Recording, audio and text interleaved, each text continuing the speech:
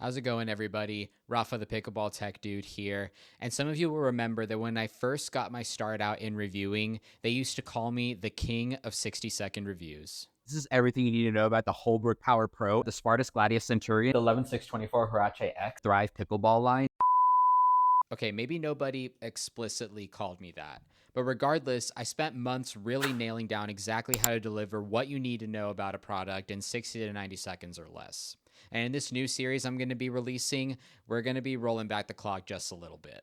So in this series, we're going to be going over 4 to 5 pickleball products, ideally every week, and spend no more than 2 minutes on any single one. Rest assured that every product mentioned will have been put through its paces to the same extent of a mini or full review. And as a disclosure, all products will have been sent to me free of charge. However, there will be no obligation or expectation for a review. As a matter of fact, for 99% of videos I post on my channel, none of the companies mentioned in any of them even know that a video is being released until the day it's been released. All right, and with all of that said, that is enough yapping, and let's get into what I'm calling This Week in Pickleball Tech.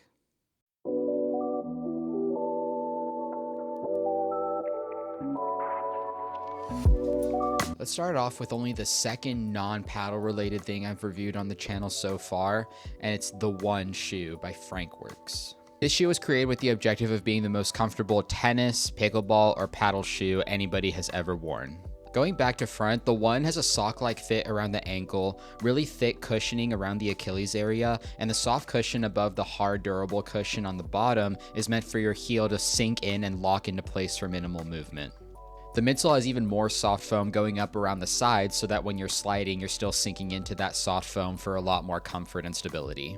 The One features a wide toe box with extra PU reinforcement on the innermost side for those toe drags when dinking. It also has a non-marking rubber sole that is designed for all court, and it's said that the more you wear it in, the easier it'll be to slide on hard court. The heel to toe drop is only 6 millimeters. The top of the shoe is almost completely knit for breathability, and you'll notice finally that there is a laceless design on the shoe that has been replaced by Velcro so that you can, quote, customize your fit. Overall, the shoe feels very nice and is definitely the most comfortable I've ever stood in on the court. I have large size 12 feet and the toe box still felt nice and spacious to me. The heel and ankle fit were the stars of the show, as around the ankle the sock knit does morph to your ankle without being too constricting, and the heel you really feel that sink in and stay very stable in place. The upper foam layer felt super soft and comfortable, very much like the Hokas of the pickleball / tennis shoe world with these, and yet didn't feel not durable, like I was going to smush it down really quickly over time.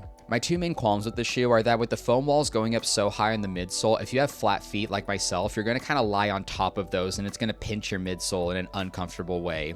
And then with the actual sole of the shoe, if you rely on sliding, I've worn the shoe for 15 hours on hard pickleball court and I still haven't worn them in. I would break my ankle if I tried to slide, so that could be a problem in the near term. All right, let's get into the first paddle of this week, and we're going to be starting off with the Head Boom Tour EX paddle. A lot of you will wonder if this is the paddle that Michael Lloyd used to beat Ben Johns, and the answer is no. Michael Lloyd uses the Radical Knight, and this is actually a more recent release than that paddle. What you're looking at here is an elongated arrow curve shaped paddle with a 5.5-inch super tacky grip, raw carbon fiber face, and an 11 millimeter polypropylene core. The head shape actually tapers from the top down. It's Gen 2 constructed, being thermoformed with foam injected walls. Has throat stabilization tech here where the neck taper is super thin and is also customizable between 2 different grip thicknesses. Overall, I wasn't super impressed with this paddle. You can see just based on the thickness how I thought this would actually be super fast in the hands, but in reality it only boasts a swing weight of 116, which is very middle of the road, and at the same time the sweet spot was so small and I didn't feel the throat stability enough to the point where I felt the need to weight this at the 4 and 6 using these enhanced balance pods, which are in fact a non-toxic lead alternative, so I'll link them down below. On the bright side, this is probably a top 2 stock tacky grip I've ever experienced on a paddle, and the neck taper is so thin that it actually is very conducive to the two-handed backhands. And of course, with the 11 millimeter core, the power and especially the pop on the short swings for your dinks and flicks at the net are super easily achieved. Where I think Head might have gone wrong here is whatever they're using for this throat stability is actually absorbing too much energy at the throat, and it makes you feel disconnected from the ball in a way that you almost feel like you're hitting with a 2x4. So the ball absolutely rockets off, but you're losing the ball feel and control that a lot of players desire. In the end, I'd say this is very reminiscent of a Selkirk Power Air, which in my opinion is one of my least favorite paddles ever, but it does feel more stable and is obviously longer lasting in the grit department with the raw carbon fiber. So if you are a stan of the Power Air, there is no reason you should ever get that again when this paddle exists. On the flip side, at $200, I'm hesitant to say that this paddle is worth it, and of course at that point, it's probably not a paddle that many players are going to be switching to. Alright, moving on, let's talk new releases from Neonic over the last couple of weeks, and I'm going to be focusing primarily on the Flare Prime X paddle. What you're looking at is a standard shape paddle with a 5.5-inch handle and a super thin neck taper for those two-handed backhands. The face layup is a carbon fiberglass carbon fiber layup, and of course it is a 14mm thick polypropylene core with 6mm cell diameters, which is pretty close to the standard. There were some issues with the initial launch of this paddle dealing with the foam injected walls, as it is Gen 2 constructed. It's also thermoformed and unibody construction. And from what I can tell, the primary differences are a slight increase in stability, leading to better twist weight numbers on paper, and also a more noticeable plush feel off the face. Overall, I'd say this paddle cemented itself as a very reliable all-court leaning power option with a lot more plushness and ball control for a normal 14mm paddle of the same shape. There's been some comparisons online of this paddle to the Paddletech ESQC series, and I'm going to say right now that those are patently false. I would say that this paddle has significantly less power and pop, but also comes at half the price. At $126 roughly after discount code, this paddle is definitely a great value for the price. Essentially, if you prefer sweet spot consistency and control over pop and power, or you don't want to spend the massive price tag on a Paddletech ESQC, then in those scenarios, I would switch to this paddle. And really quickly regarding the Flow Prime X, there's really not much to be said about the paddle. Essentially, if you like the Flow 16mm, but you want a little bit added power and pop from a fiberglass layer, then you go out and get this one. But other than that, there's not much else that makes it unique. Next, let's take a look at a couple of the 14mm options for the new Holbrook Aero paddles that launched a couple of weeks ago as well.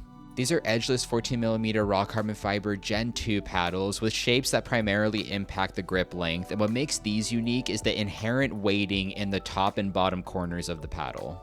I only hit the T and X shapes of the Aero and in the 14mm versions only, so when speaking to those in particular, I'm going to go ahead and say that these are not the best paddles to come out of Holbrook.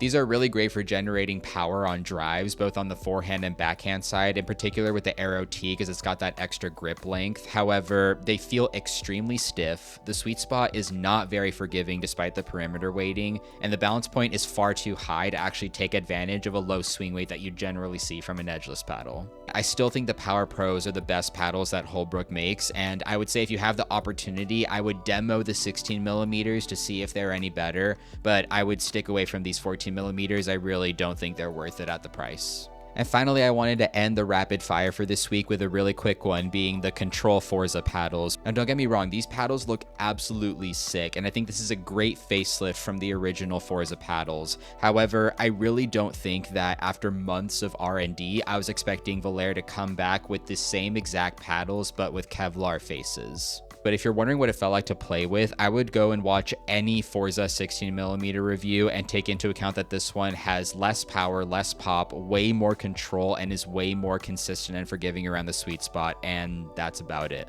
The original Forza paddles I actually found to be particularly poppy for their paddle type, so if you wanted less of that pop and a little bit more control, especially over your soft game, as these names imply, then that's the only situation I'd really see you switching to this. So are they worth it at their price is something I go back and forth on, but there's a very, very select group of you that would actually switch to this. I'll tell you what Volair does have though in abundance, and that's really good content creators. If you aren't following my boy Sean Munoz over on Instagram, go ahead and do that. He makes some hilarious content. All right, well, that's enough tech talk for this week. Thank you guys so much for watching this first installment of this series. Of course, make sure to like, subscribe, and comment down below what tech you want to see next week. And in the meantime, I hope you all stay happy and healthy, and of course, out on the courts until the next video. Peace.